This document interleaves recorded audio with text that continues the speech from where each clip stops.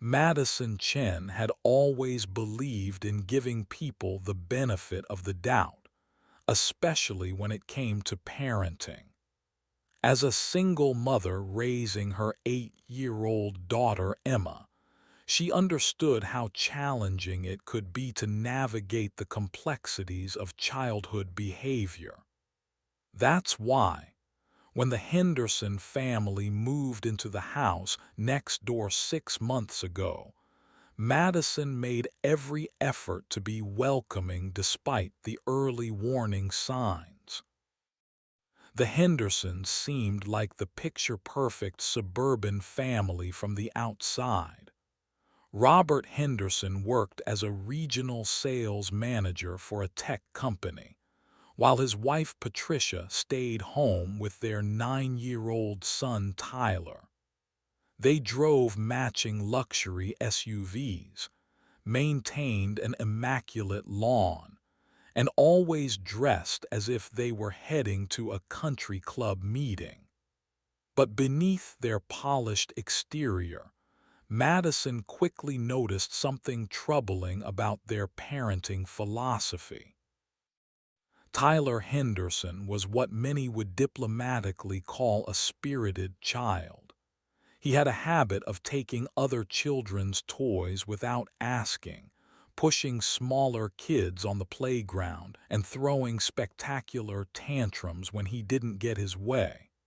What concerned Madison most, however, wasn't Tyler's behavior itself, but how his parents consistently excused it.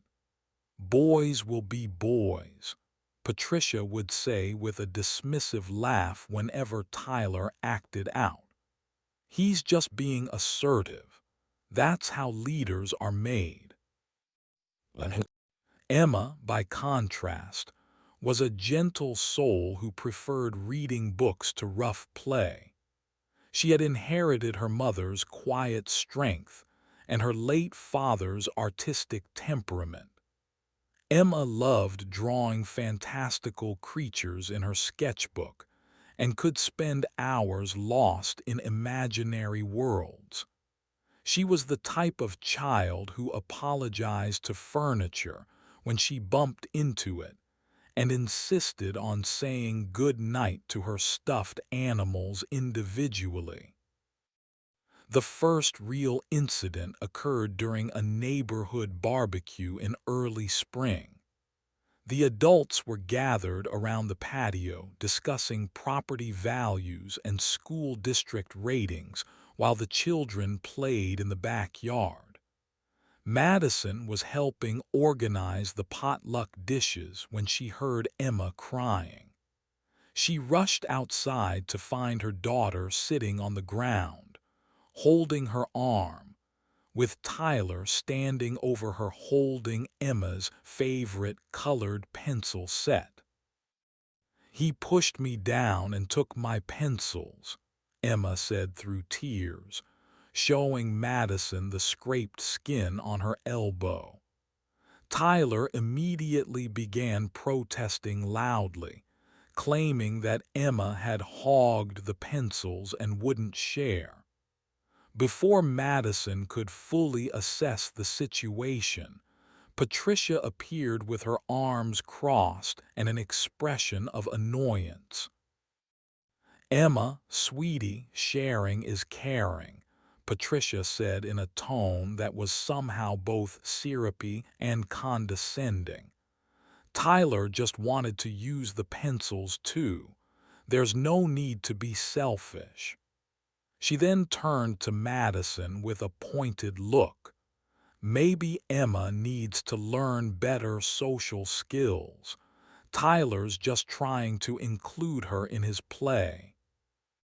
Madison felt her jaw tighten, but she maintained her composure.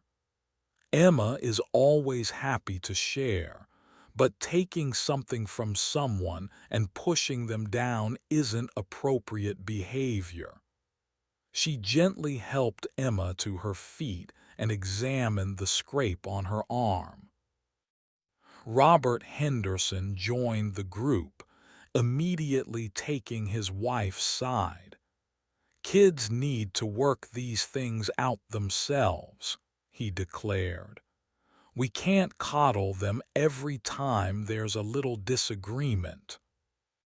The tension in the backyard was palpable as Madison processed what she had just heard. She looked down at Emma, who was still clutching her injured arm, then back at the Henderson parents who stood with matching expressions of self-righteous indignation. Tyler, meanwhile, had already moved on and was aggressively swinging on the playset as if nothing had happened.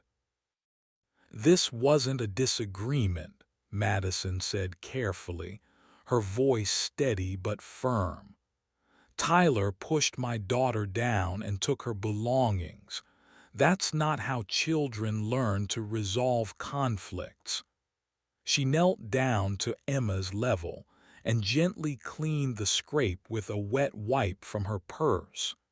You don't need to apologize for not wanting your things taken, sweetheart. Patricia's perfectly manicured eyebrows shot up. Excuse me, are you suggesting that Tyler was being malicious? He's 9 years old, for heaven's sake. Emma needs to learn that the world doesn't revolve around her and her special little art supplies. The other parents at the barbecue had begun to notice the commotion and were pretending not to listen while obviously straining to hear every word. Madison felt heat rising in her cheeks, but she refused to be intimidated. She had dealt with workplace bullies before, and she recognized the same tactics being employed here. Make the victim seem unreasonable for expecting basic respect. I'm not suggesting anything, Madison replied, standing up and placing a protective hand on Emma's shoulder. I'm stating facts. Tyler pushed Emma down and took her pencils. In our house, we call that behavior unacceptable regardless of age. Robert stepped forward, his chest puffed out in an obvious attempt to use his considerable height as an intimidation tactic. Now listen here, Madison. You're making a mountain out of a molehill. Boys are naturally more physical than girls. Tyler wasn't trying to hurt anyone. He was just being a normal kid. Madison had heard this excuse countless times throughout her career as a project manager, usually from men who wanted to justify their own aggressive behavior or that of their proteges. She had learned that backing down only emboldened bullies, whether they were in boardrooms or backyards. Being physical without consent isn't normal behavior, Robert. It's aggressive behavior that should be corrected, not excused. She turned to Tyler, who had stopped swinging and was now watching the adults with obvious interest. Tyler, how would you feel if someone bigger than you pushed you down and took something that belonged to you? Tyler shrugged with the casual indifference that only children can master. I'd push them back harder. Patricia beamed at her son's response as if he had just recited poetry. See, that's exactly the kind of confidence and self-advocacy skills that will serve him well in life. Tyler doesn't let people walk all over him. Madison felt something cold settle in her stomach as she realized the full extent of what she was dealing with. These weren't parents who simply had different disciplinary approaches. They were actively teaching their child that might makes right, and that taking what you want through force is not only acceptable but admirable.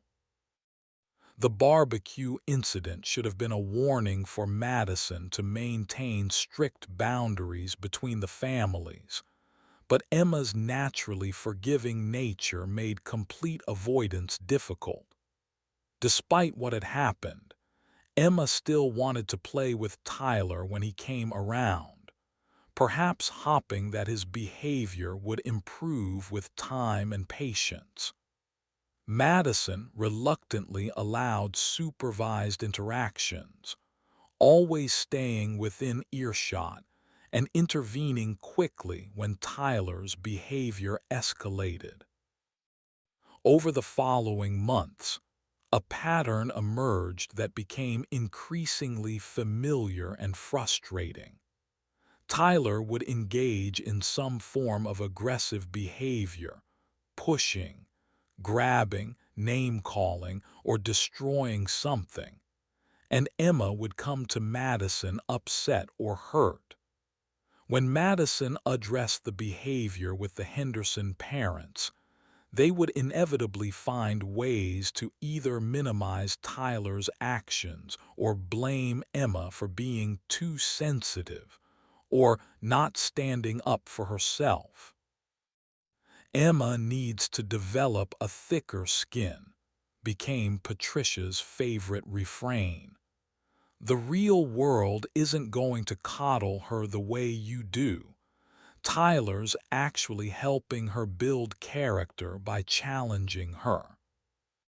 Madison began documenting these incidents in a notebook, partly out of habit from her professional life, where detailed records were essential, and partly because the gaslighting from the Henderson parents was so consistent that she sometimes questioned her own perceptions. The notebook filled quickly with entries detailing pushed-down sandcastles, stolen snacks, accidental bumps that left bruises, and Tyler's creative insults about Emma's artwork, appearance, and interests. The most troubling pattern, however, was how Tyler seemed to sense that his parents would protect him no matter what he did. His behavior grew bolder and more calculated over time. He learned to wait until adults weren't looking directly before acting out, and he became skilled at immediately playing the victim when confronted. "I was just trying to help," became his standard defense, delivered with wide, innocent eyes that his parents found utterly convincing. Emma, meanwhile, was changing in ways that broke Madison's heart. Her confident, artistic daughter was becoming withdrawn and anxious. She started asking if they could move to a different house, away from Tyler. She began apologizing for things that weren't her fault, apparently internalizing the message that she was somehow responsible for Tyler's treatment of her. "Maybe Tyler would be nicer to me if I was better at sharing," Emma said one evening after Tyler had deliberately stepped on her chalk art, and then claimed it was an accident. "Maybe I am too sensitive like Mrs. Henderson says." Madison felt something fierce and protective rise in her chest. She sat down beside Emma on the couch and took her daughter's small hands in her own. "Emma, listen to me very carefully. You are not responsible for how other people choose to treat you. You are kind, generous, and creative, and those are wonderful qualities that make you who you are. Tyler's behavior is about Tyler's choices, not about anything you've done or haven't done. But even as she spoke these words, Madison could see that the damage was already being done. Emma was learning to doubt herself, to second-guess her own experiences, and to accept treatment that no one should have to tolerate. The psychological impact was becoming more concerning to Madison than the physical incidents. That night, after Emma had gone to bed, Madison made a decision. She would have one final, clear conversation with the Henderson parents about setting appropriate boundaries and consequences for Tyler's behavior. If they remained unwilling to address the situation, she would take steps to protect Emma herself. Madison chose her timing carefully for the conversation she hoped would finally resolve the ongoing issues between the children. She waited until a Saturday morning when she saw Robert washing his car in the driveway, with Patricia tending to her prize-winning rose garden nearby. Tyler was visible through their kitchen window, presumably eating breakfast and watching cartoons. Emma was safely inside their own house, working on an art project at the kitchen table. Approaching the property line between their yards, Madison took a deep breath and reminded herself to stay calm and factual. She had prepared her main points in advance, drawing on her professional experience with difficult negotiations. The key was to focus on specific behaviors and their consequences rather than making character judgments about Tyler or his parents. "Good morning, Robert, Patricia," Madison called out pleasantly. "Do you have a few minutes to chat? I'd like to discuss some concerns about the kids' interactions." Patricia straightened up from her roses with a barely concealed sigh of annoyance. "Oh goodness, Madison, what has Emma complained about now?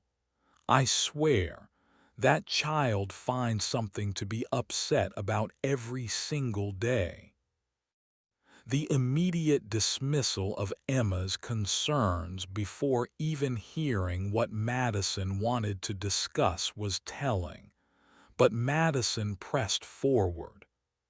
"Actually, I wanted to talk about establishing some clearer boundaries and expectations for both children when they play together.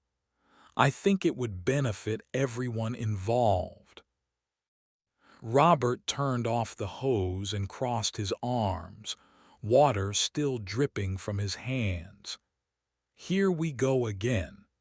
Let me guess, Tyler was being too rough, or too loud, or too something for precious Emma's delicate sensibilities." Madison felt her carefully planned diplomatic approach being tested before she had even begun, but she maintained her composure. "Last week, Tyler threw a rock at Emma's head while she was reading under the oak tree. When I spoke with him about it, he said he was trying to get her attention. When she asked him to stop, he threw another one." "Kids throw things, Madison," Patricia said with an exaggerated eye roll. "It's called playing. Maybe if Emma participated in more active games instead of always sitting alone with her books and drawings, she'd understand normal childhood behavior better." "Throwing rocks at someone's head isn't normal childhood behavior, Patricia. It's dangerous and aggressive. What if one of those rocks had hit her in the eye?" Madison could feel her voice getting tighter despite her efforts to remain calm. Robert walked closer to the property line, using his height advantage in a way that Madison recognized as an intimidation tactic from countless workplace conflicts. You know what I think the real problem is here? Emma's been raised to believe she's special and fragile. In the real world, people aren't going to walk on eggshells around her. Tyler's actually doing her a favor by helping her toughen up. Teaching children that they have to accept being physically intimidated isn't doing anyone favors, Madison replied. It's teaching them that might makes right, and that they don't deserve to be treated with basic respect. Patricia laughed, but there was no humor in the sound. Oh, please, don't be so dramatic. Tyler barely touched her. And frankly, Emma brings a lot of this on herself with her attitude. She acts like she's better than Tyler with all her little art projects and her fancy vocabulary. Sometimes kids need to be brought down a peg or two. Madison felt something cold and angry settle in her chest as she realized that Patricia genuinely believed Emma deserved to be targeted because she was academically gifted and creative. This wasn't about different parenting philosophies. This was about jealousy and resentment being projected onto an 8-year-old child. The conversation continued to deteriorate as Madison realized that the Henderson parents had no intention of acknowledging Tyler's problematic behavior, let alone addressing it. Every specific incident she brought up was met with dismissal, excuse-making, or blame-shifting back to Emma. When she mentioned Tyler destroying Emma's sidewalk chalk art, Patricia claimed Emma was hogging the public sidewalk. When she brought up Tyler calling Emma weird and stupid, Robert said Emma needed to learn to give as good as she gets. The final straw came when Madison mentioned the most recent incident, in which Tyler had cornered Emma behind the garden shed and told her that her deceased father probably died because he was embarrassed to have such a loser daughter. Emma had come home in tears, not just from the cruelty of the comment, but from Tyler's calculated decision to use her deepest vulnerability as a weapon. Madison had struggled with how to even bring up this incident, knowing it would be painful to repeat Tyler's words. But she felt the Henderson parents needed to understand the level of psychological harm their son was capable of inflicting when left unchecked. Tyler said what? Patricia asked, but her tone suggested more annoyance at being bothered than concern about her son's behavior.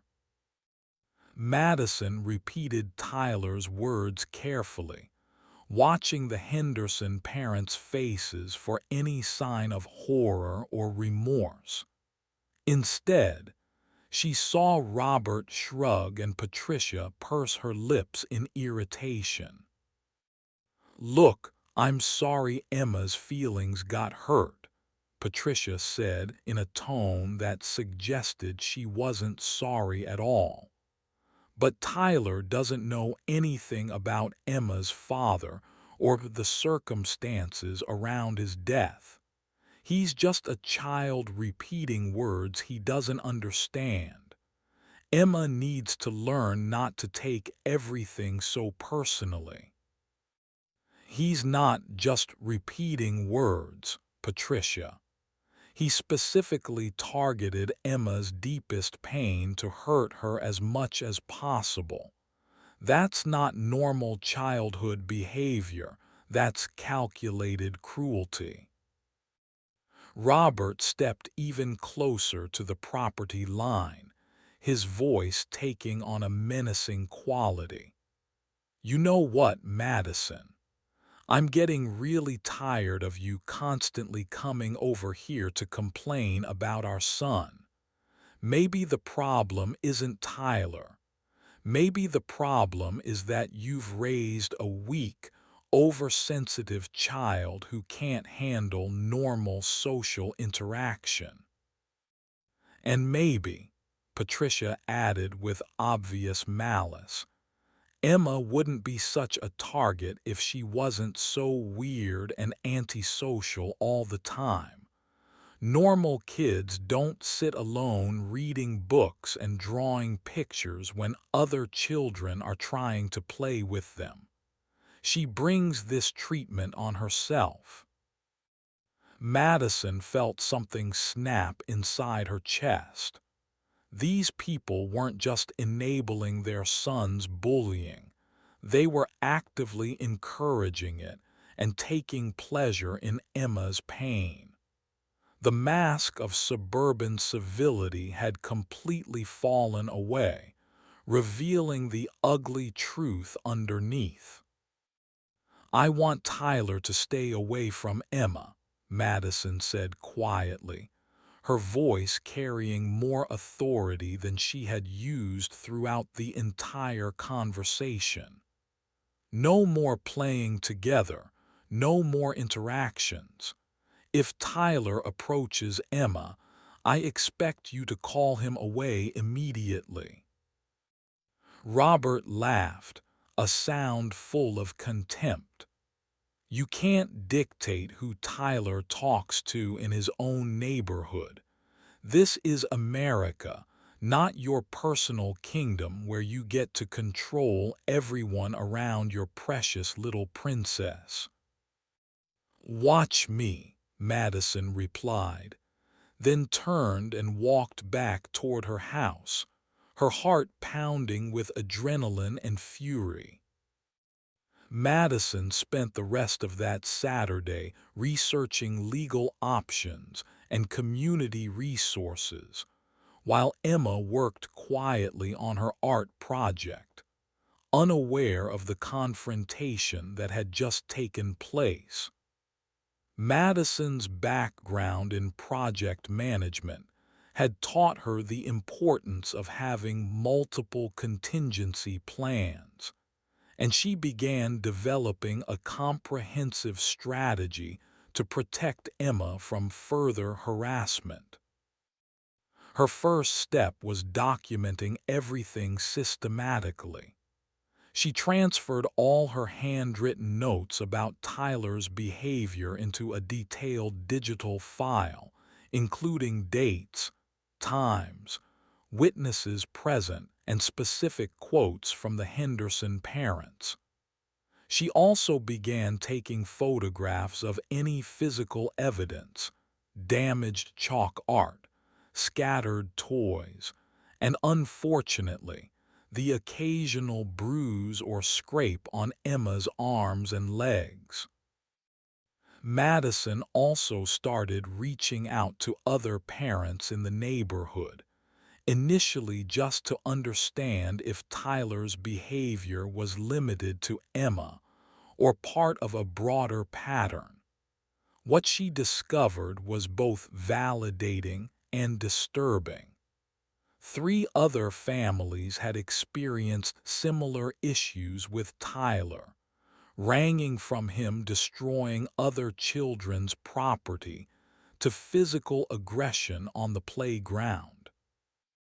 However, most parents had simply chosen to quietly keep their children away from Tyler, rather than confront the Henderson parents directly. "We tried talking to Patricia about it once," confided Janet Morrison, whose 6-year-old son had come home with scratches after Tyler had pushed him off playground equipment. "She told us that Lucas needed to learn to defend himself better and that we were raising him to be a victim. After that, we just made sure they weren't at the park at the same time." The pattern was depressingly familiar. The Henderson parents' aggressive defense of Tyler's behavior, combined with their willingness to attack other children and parents, had effectively silenced most complaints through intimidation. Madison realized she was dealing with a family that had perfected a system of bullying that extended far beyond just Tyler's actions.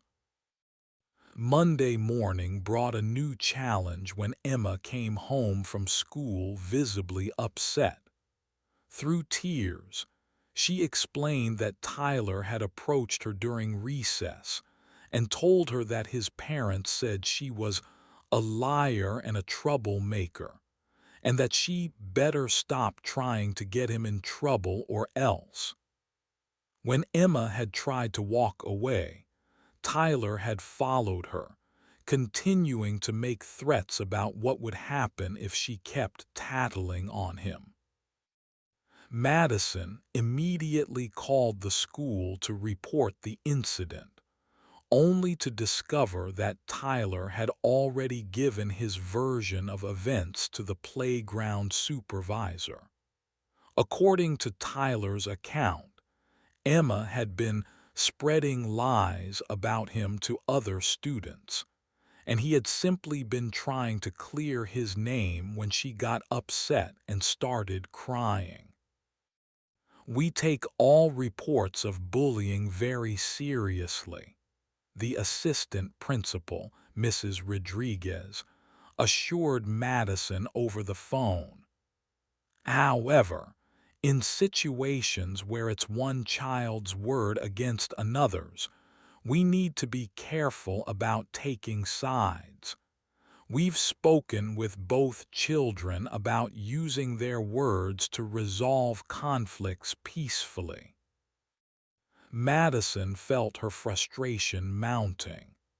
"Mrs. Rodriguez, this isn't a conflict between children that needs to be resolved peacefully.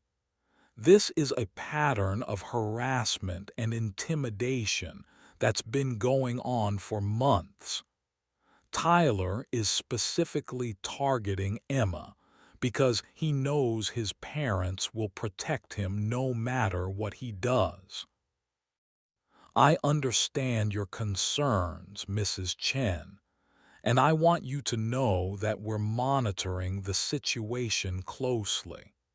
If you have any concrete evidence of bullying behavior, we'd be happy to review it and take appropriate action."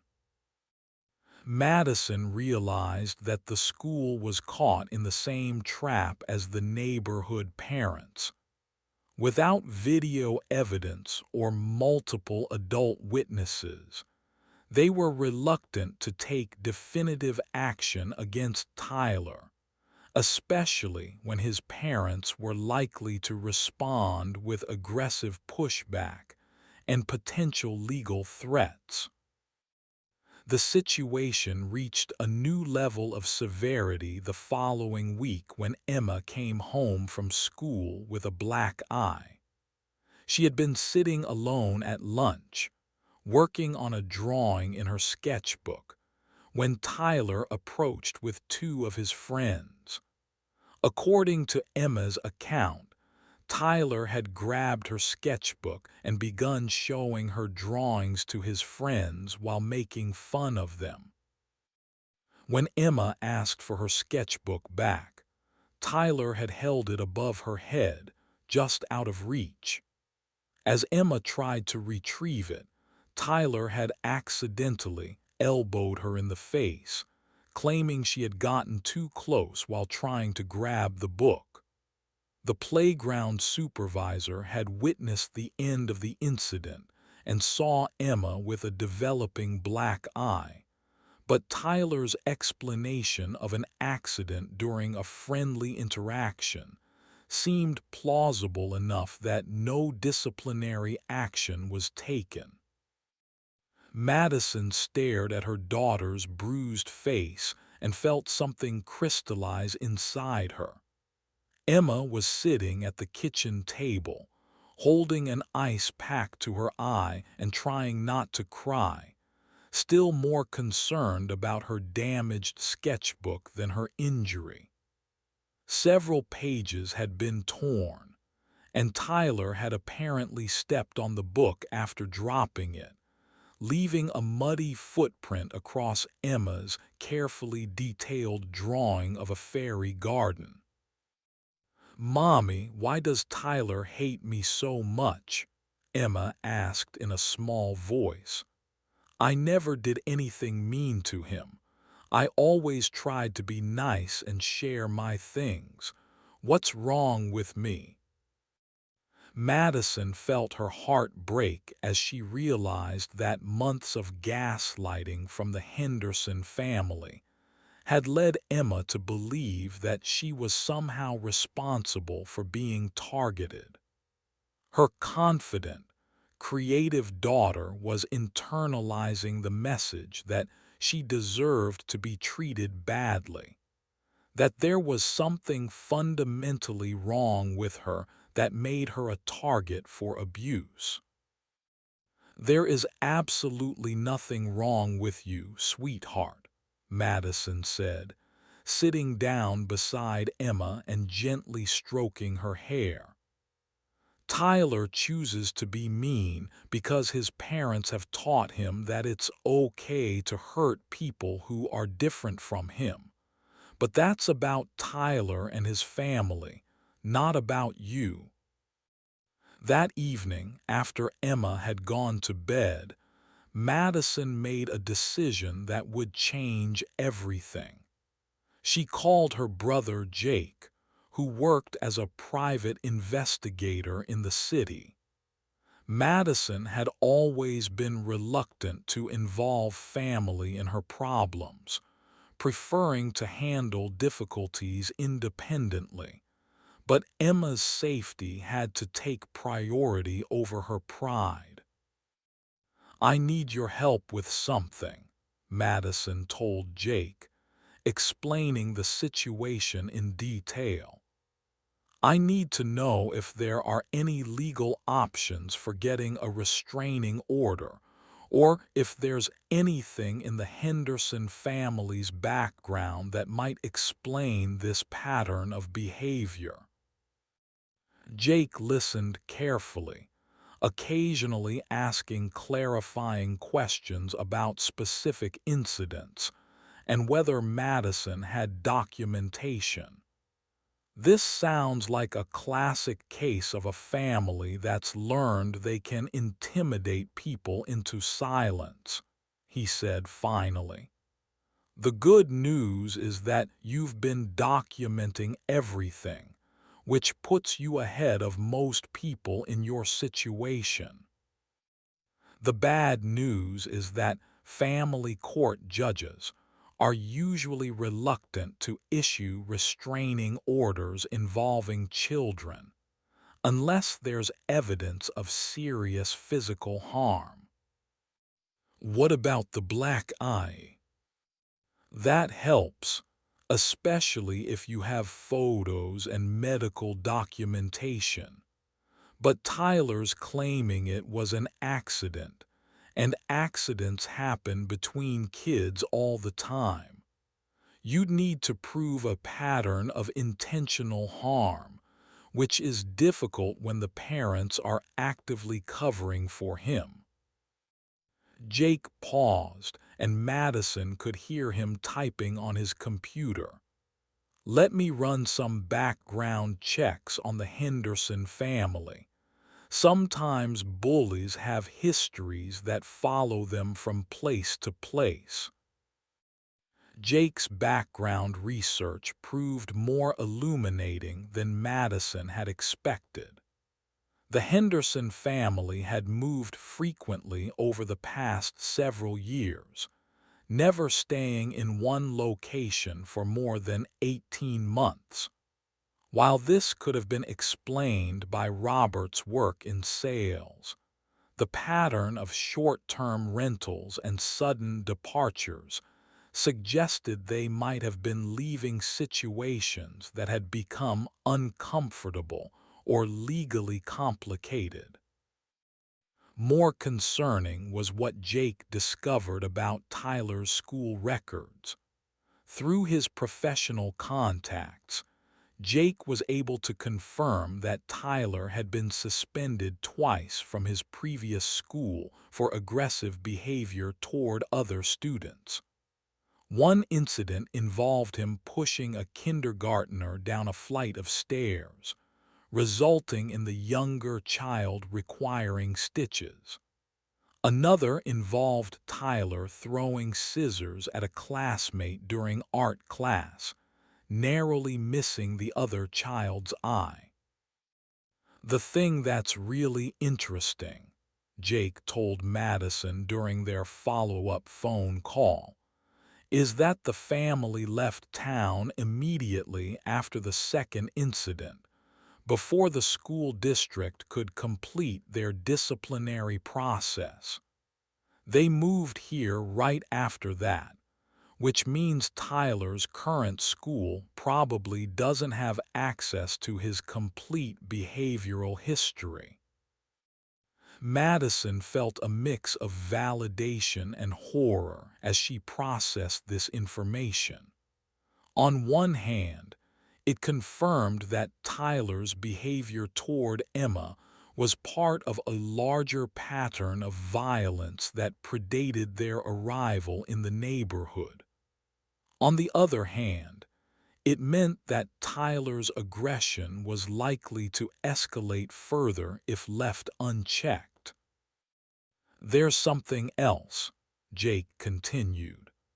"I found some interesting information about Robert Henderson's employment history.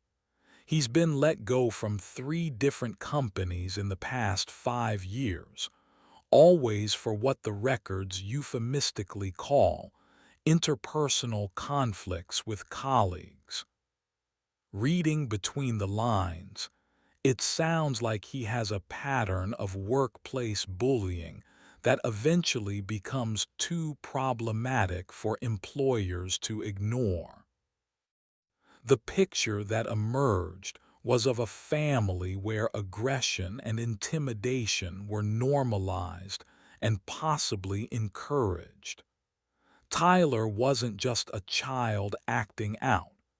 He was learning these behaviors from parents who used similar tactics in their own adult relationships. Armed with this information, Madison decided to take a two-pronged approach. First, she would share Tyler's behavioral history with the school administration and request that they implement a formal safety plan to protect Emma. Second, she would begin documenting every interaction between Tyler and Emma with the goal of building a case for legal intervention if necessary. Madison also made a decision that felt both empowering and terrifying. She would stop trying to manage the situation diplomatically. The Henderson parents had made it clear that they had no intention of controlling Tyler's behavior, and continuing to appeal to their better nature was only putting Emma at greater risk. The opportunity to implement her new approach came sooner than expected. The following afternoon, Madison was working in her home office when she heard Emma screaming outside. She rushed to the window and saw Tyler standing over Emma in their backyard, holding what appeared to be one of Emma's action figures. Emma was on the ground, crying and reaching for the toy. Without hesitation, Madison ran outside and confronted Tyler directly. "Tyler, give Emma her toy back right now and leave our yard immediately." Tyler looked startled to see Madison, but quickly recovered his composure. "We're just playing," he said with the innocent expression he had perfected. "Emma's being a baby because she doesn't want to share. This is Emma's toy in Emma's yard, and you took it without permission. That's called stealing, Tyler. Give it back and go home." Instead of complying, Tyler threw the action figure as hard as he could toward the street, where it landed in the gutter. "Oops," he said with a smirk. "It was an accident." Madison felt her careful self-control finally snap completely. Madison walked calmly to where Tyler was standing and looked down at him with an expression that made the 9-year-old take an involuntary step backward. Her voice, when she spoke, was quiet but carried an authority that Tyler had never heard directed at him before. "Tyler Henderson, you are no longer welcome in our yard, near our house, or anywhere near Emma. If I see you on our property again, I will call the police and report you for trespassing. If you touch Emma, take her belongings, or speak to her in a threatening manner, I will file a formal complaint for harassment and assault. Do you understand me?" Tyler's confident smirk faltered as he realized that Madison was completely serious. He had grown accustomed to adults backing down when confronted with his parents' aggressive defense of his behavior. But something in Madison's tone made it clear that she was done playing games. "You can't tell me what to do," Tyler said, but his voice lacked its usual cocky confidence. "My parents said Emma's a liar and I don't have to listen to her or you." "Your parents aren't here, Tyler. I am. And I'm telling you that if you ever hurt Emma again, there will be consequences that your parents won't be able to protect you from." Madison moved closer, not in a threatening way, but with the kind of presence that demanded attention. "I've been keeping detailed records of every time you've hurt Emma, every threat you've made, and every time your parents have excused your behavior. That information is going to the school, to the police, and to anyone else who needs to know what kind of person you really are." For the first time since Madison had known him, Tyler looked genuinely uncertain.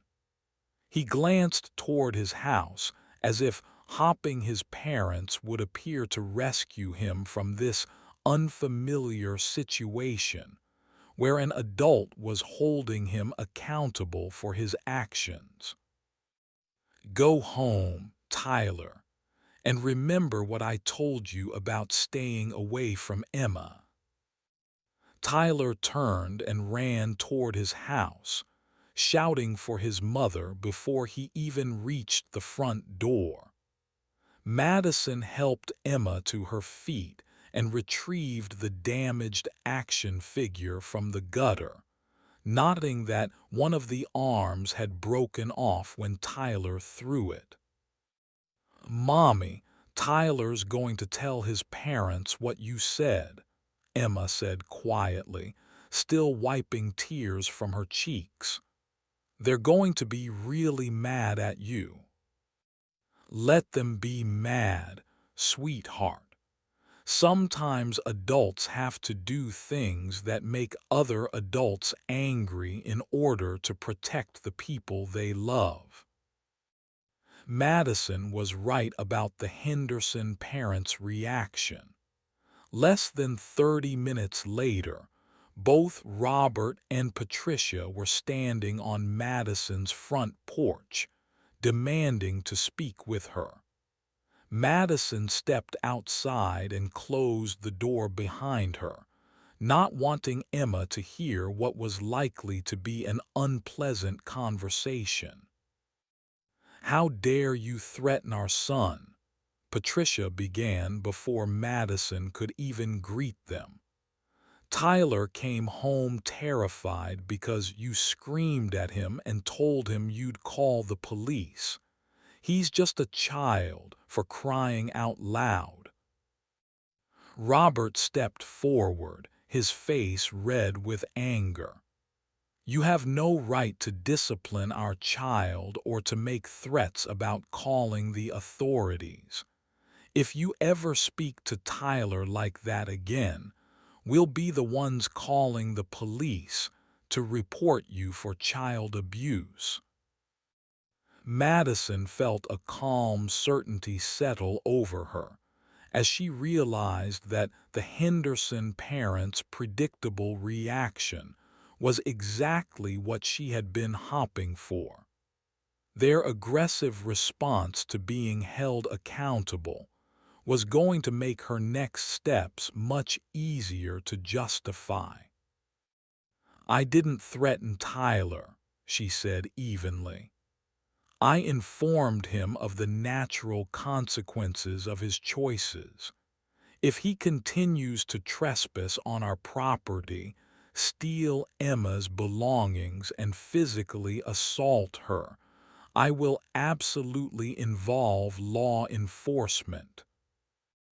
Patricia's voice rose to a near shriek as she realized that Madison was not going to be intimidated by their usual tactics. "Physical assault? Are you completely insane? Tyler never assaulted anyone. You're talking about normal childhood interactions like they're federal crimes. Tyler gave Emma a black eye last week.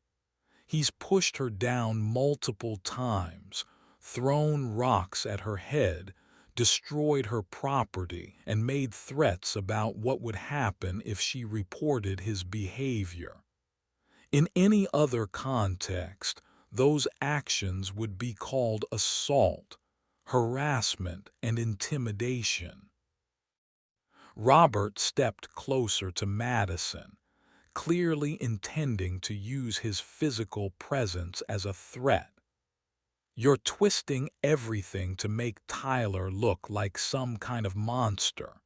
He's a normal 9-year-old boy who plays a little rough sometimes. Your daughter is just too weak and sensitive to handle normal social interaction." Madison didn't back down from Robert's attempt at intimidation. Instead, she pulled out her phone and began recording the conversation. "Please continue, Robert. I'd love to have you repeat that last statement on camera." The sight of the phone camera seemed to shock both Henderson parents into momentary silence. They had clearly expected Madison to respond to their aggression the way other parents had, by backing down and apologizing to keep the peace. "You're recording us without our permission," Patricia sputtered. "That's illegal." "Actually, it's not. We're standing on my property having a conversation that you initiated. I have every right to record for my own protection." Madison kept the camera focused on Robert, who was still standing uncomfortably close. "Would you like to step back, Robert? Or would you prefer that this video show you attempting to physically intimidate me on my own doorstep?" Robert took a reluctant step backward, but his expression remained hostile. "This is harassment, Madison. We came over here to have a reasonable conversation about our children, and you're treating us like criminals. You came over here to intimidate me into allowing your son to continue hurting my daughter. That's not going to happen anymore." Madison lowered her phone but kept recording.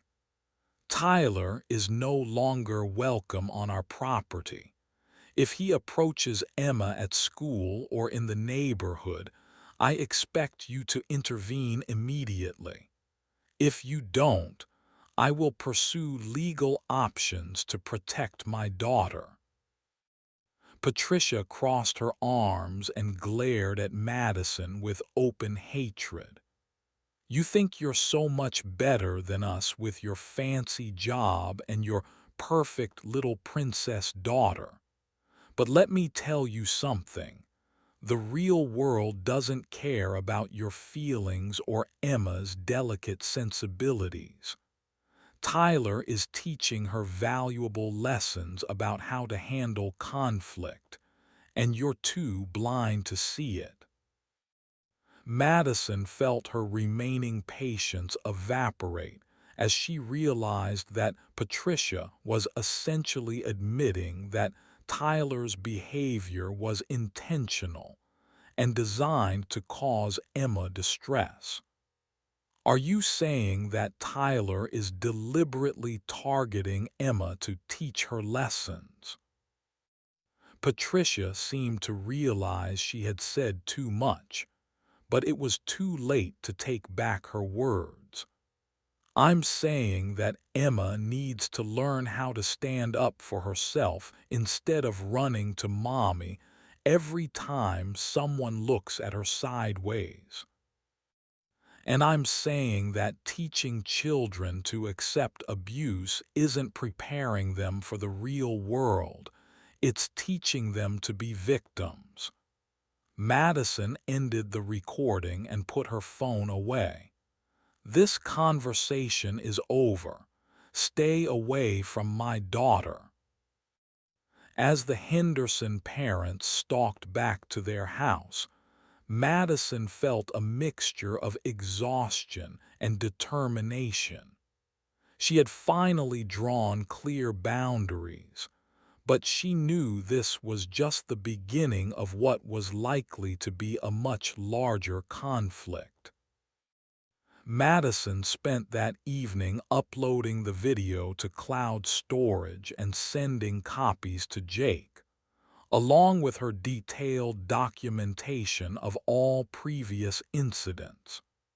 She also scheduled appointments with Emma's pediatrician to document the black eye, and with the school principal to discuss Tyler's behavioral history and request enhanced supervision during recess and lunch periods. The pediatrician visit proved more valuable than Madison had anticipated. Dr. Sarah Kim had been Emma's doctor since birth and was familiar with Emma's gentle personality and previous lack of behavioral problems. When Madison explained the situation, Dr. Kim immediately offered to provide written documentation of Emma's injuries and their likely causes. "I've seen this pattern before," Dr. Kim said as she photographed Emma's fatting black eye and documented the healing scrapes on her arms and legs. "Children who are being systematically bullied often show specific types of injuries that are consistent with being pushed, grabbed, or struck. Emma's injuries are definitely consistent with what you've described. More importantly, Dr. Kim connected Madison with a child psychologist who specialized in helping young victims of bullying develop coping strategies and rebuild their self-confidence. Madison had been so focused on stopping Tyler's behavior that she hadn't fully considered the long-term psychological impact on Emma. The meeting with the school principal, Mrs. Rodriguez, proved more challenging. While she was sympathetic to Emma's situation and concerned about Tyler's behavioral history, she was also clearly worried about potential legal complications if the school took strong disciplinary action without absolute proof of wrongdoing. "What you're describing is very serious," Mrs. Rodriguez said after reviewing Madison's documentation and the information Jake had uncovered about Tyler's previous schools. However, Tyler's parents are likely to challenge any disciplinary measures we take, and they've already contacted the district office to complain about what they call your harassment of their family. Madison wasn't surprised that the Henderson parents had tried to get ahead of the situation by positioning themselves as victims, but she was disappointed that the school seemed more concerned about avoiding conflict than protecting Emma.